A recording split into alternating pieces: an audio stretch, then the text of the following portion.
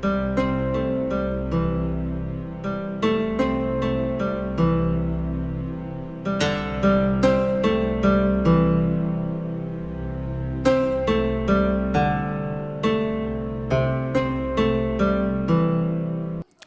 Morning, welcome back to my channel. ঘড়িতে এখন প্রায় 9টা মতো বাজে। আমরা আগের দিন দিদির বাড়ি এসেছিলাম, এখানে শীতলা পুজো ছিল, সেই উপলক্ষে আজকে পরের দিন আমরা সেই শীতলা ঠাকুর দেখতে যাব বলে রেডি হচ্ছি। আমি আর এখানে রেডি হচ্ছিল আমার বোন, আমার মামার মেয়ে। আমরা 3 বোনই আজকে এক জায়গায় হয়েছি। বাচ্চাদের কাউকে সাথে নেব না, শুধু বোনের মেয়েটা খুব ছোট বলে ও আমাদের সাথে যাবে। আগেও অনেকবার এই শীতলা পুজো দিদির বাড়ি এসেছি, কিন্তু কখনো শীতলা ঠাকুরকে দেখতে যাওয়া হয়নি। তাই এবার জামাইবাবুকে জোর করে আমি আর আমার বোন মিলে ধরেছি যে একটু ঠাকুর দেখাতে নিয়ে যেতে হবে। তাই জামাইবাবু আমাদের ঠাকুর দেখাতে নিয়ে যাচ্ছে। তাই আমরা 2 বোনে রেডি হয়ে গেছি ঠাকুর দেখতে যাওয়ার জন্য। দিদির বাড়ি থেকে প্রায় 15 মিনিট মতো লাগে বাইকে ঠাকুরতলায় যেতে।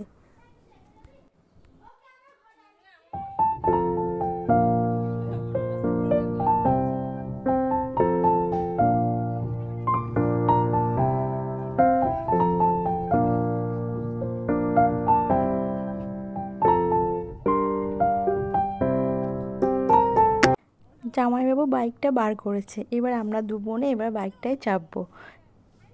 বাইকটার মধ্যে একটু চাপাচাপি হলো, তাও আমরা 2 বোনেই চেপেছি।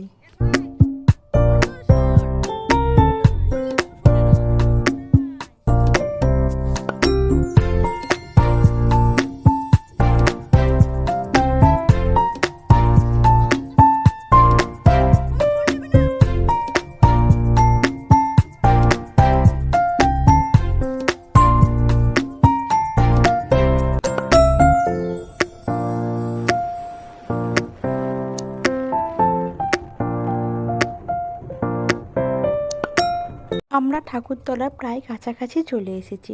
কিছুটা দূরে বাইকটা রাখতে হয়েছিল, তারপর রাস্তাটা হেঁটে যেতে হয়েছিল। আমরা এসেছিলাম 10টার দিকে, তখনই এত লোকের ভিড়। তাহলে যেদিন পুজো হয়েছিল সেদিন কত না ভিড় ছিল। দুপুরবেলা এখানে প্রচুর লাইন পড়েছিল পুজো দেওয়ার জন্য, কিন্তু ওই লাইনে দাঁড়িয়ে যদি আমরা পুজো দিতে যেতাম তাহলে আমাদের প্রায় দুপুর 2টো বেজে যেত। তাই ওই বাচ্চাটাকে নিয়ে আমরা আর পুজো দিইনি, শুধু মাকে একটু দর্শন করেছিলাম। আমরা মন্দিরের সাইড দিয়ে উঠে মাকে দর্শন করে চলে এসেছিলাম। সামনে দিয়ে প্রচুর ভিড় ছিল আর পুজো দেওয়ার লাইন ছিল। যেহেতু আমরা পুজো দেবো না, তাই সাইড দিয়ে একটুখানি মাকে দর্শন করেছিলাম। এখানকার মা শীতলা খুব জাগ্রত ঠাকুর।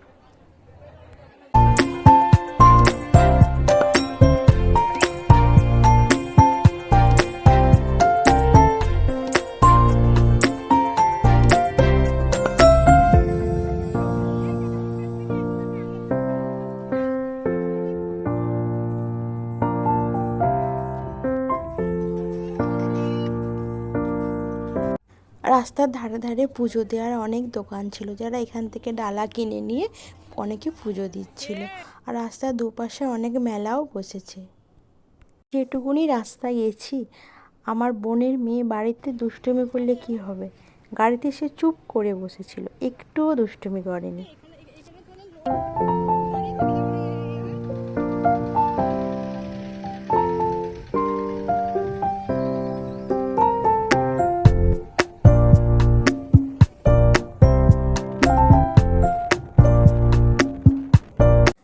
বাড়ি ফিরে এসে আমরা পান্তা ভাত নিয়ে খেতে বসে পড়েছি। এখানে আলুটা সুন্দর করে পেঁয়াজ দিয়ে মেখেছি, লেবু নিয়েছি আর নিয়েছি চিকেন। যেহেতু গরমকাল তাই পান্তাটা খেতে খুবই ভালো লাগে। আর এখানে আমার বোনের মেয়ে খাচ্ছে আইসক্রিম, ও সারা গায়ে আইসক্রিমটা মাখছে।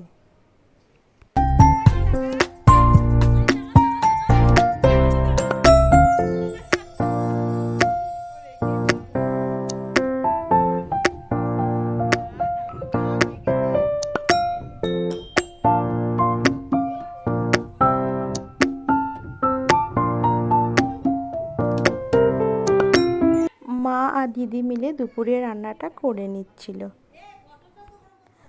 রান্নাটা কমপ্লিট হয়ে যাওয়ার পর আমরা আবার দুপুরবেলার খাবার নিয়ে বসে পড়েছিলাম।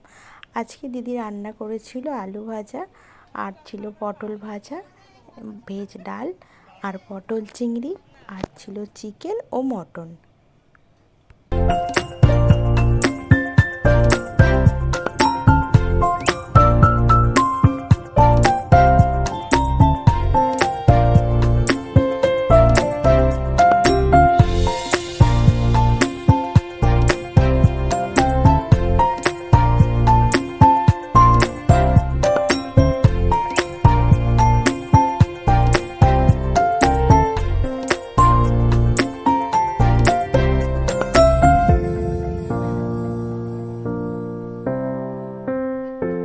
অনেক বছর পর এই দুপুরবেলা আমরা সবাই ভাই বোনেরা মিলে একসাথে বসে দুপুরের খাবারটা খেলাম।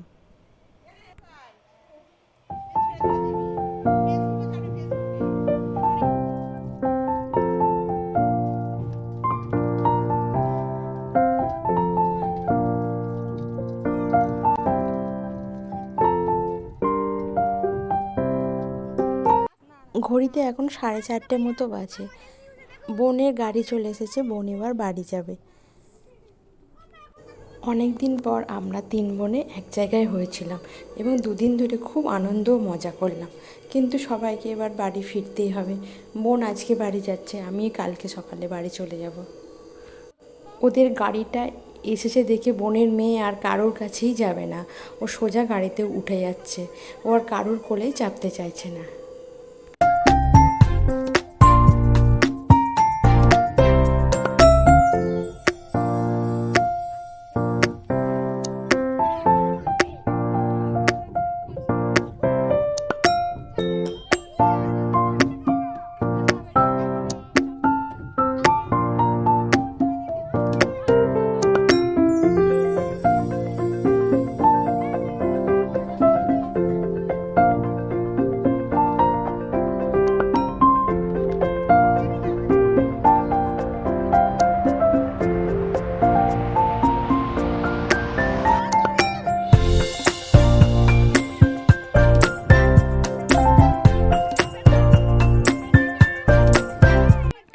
বোন চলে গেল যেন বাড়িটা ফাঁকা হয়ে গেল।